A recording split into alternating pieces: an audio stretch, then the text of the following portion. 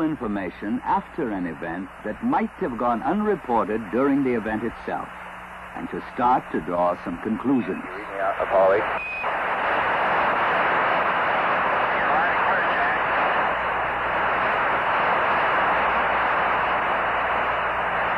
Okay, it was the night before Christmas and way out in space. The Apollo 8 crew had just won the moon.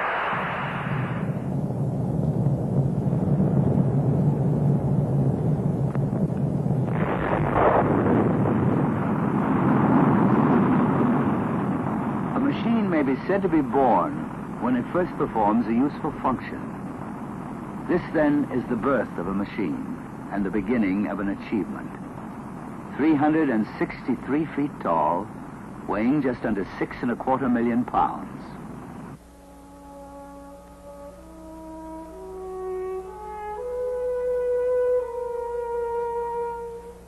Capable of 180 million horsepower, the first stage engines came from Louisiana. The second stage came from California, as did the third. They were proved out for the mission in Alabama. The vehicle destined to make the moon touchdown in a later Apollo mission comes from New York. The guidance and navigation equipment within the narrow instrument ring grew in Wisconsin, was checked in Massachusetts. Electromechanicals within the command and service modules are from Florida. Display systems from New Hampshire. The astronaut spacesuits are from Delaware. The mission commander was born in Indiana, grew up in Arizona. On its moon voyage, it will be controlled from Texas, serviced by computers in Maryland, splashed down near Hawaii.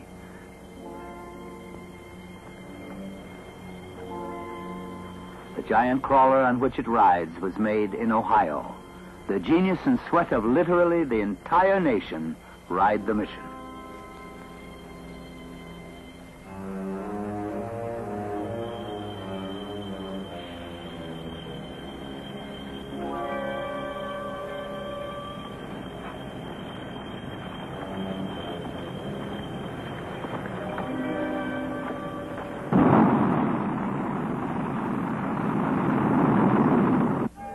The dream of man, the long, impossible dream to reach out to the moon, is coming true. These men will lead the way. Colonel Frank Borman, Navy Captain Jim Lovell, Lieutenant Colonel Bill Anders.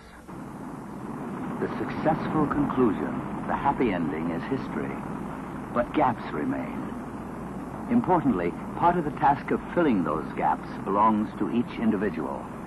A self-debriefing to evaluate the larger significance of the event, which might have gone unnoticed in the excitement.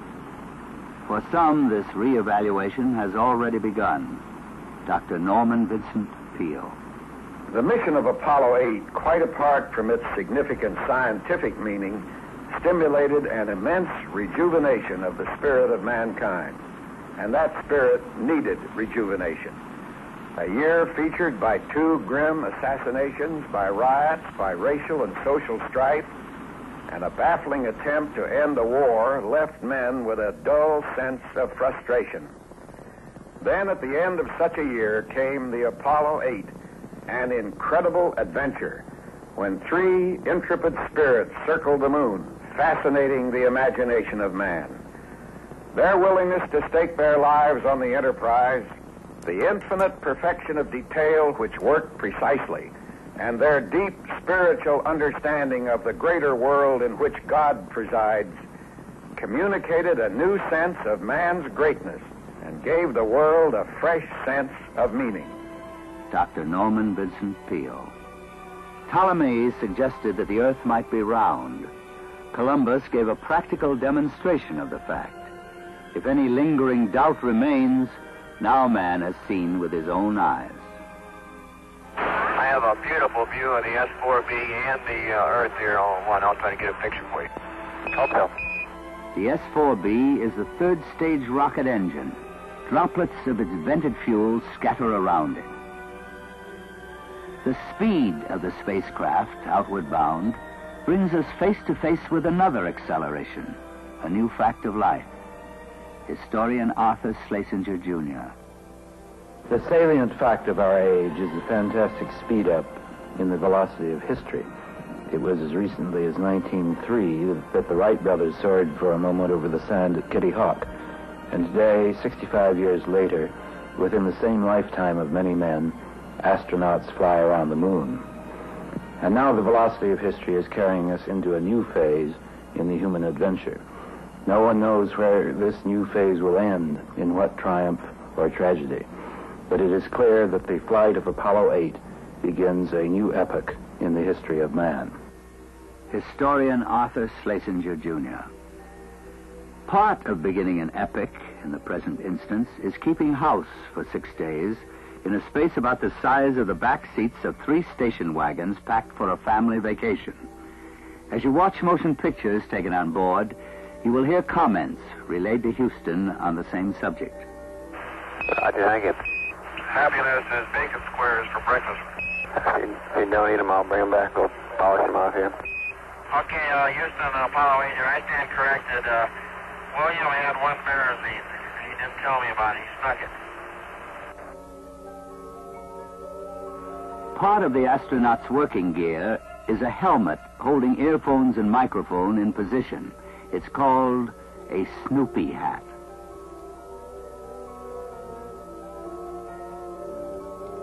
Yeah, you're looking pretty small down there now, Houston. We're carrying a big stick, though. Just barely make that clear lake. And your nozzle temperatures, Bill, have dropped from about 94 to around 66. This is Mission Control. It stands as the first rank of the unnumbered and innumerable Apollo team. Flight controllers man the consoles. They watch a continuing readout of every system in the capsule, 3 shifts around the clock.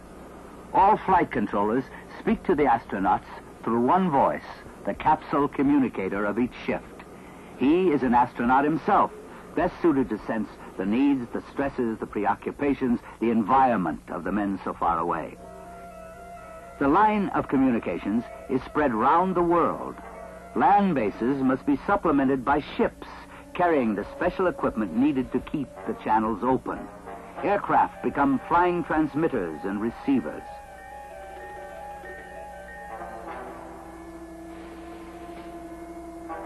Other nations help with deep space communications. Australians join the team in Canberra, Spaniards in Madrid. The 3rd base is in California. Men, women, and machines spread round the world. This team is knit by faith, an acceptance of responsibility for perfect performance. It stretches back through the ranks to each workman involved in American industry. They kept faith in a spirit of dedication to excellence. The successful completion of the mission is a witness to how they came through. And once achieved, this dedication may be applied in other directions. Henry Ford made comment. The courageous voyage of the Apollo 8 astronauts has done more than extend our knowledge of the universe. It has enlarged the spirit of man. If we can successfully challenge the mysteries and dangers of outer space, surely we can move confidently now to achieve a better, more peaceful life for our fellow humans here and throughout the planet Earth. Mr. Henry Ford. Not all giant eyes and ears on Earth are turned toward the spacecraft. The sensing machines of the Space Particle Alert Network face the sun. From our life-giving sun streams a hail of infinitely small pieces of matter. On Earth, we are shielded from them by our cloak of atmosphere and our magnetosphere, the integument of Van Allen belts. The men and women of SPAN monitor sunspot and solar flare activity, looking for clues to an imminent rise in the stream of potentially hazardous space particles. The team grows wider, deeper, stronger.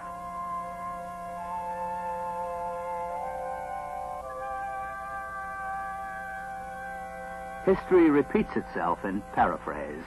This is the shot seen round the world. This is the first shot of Earth, live on television.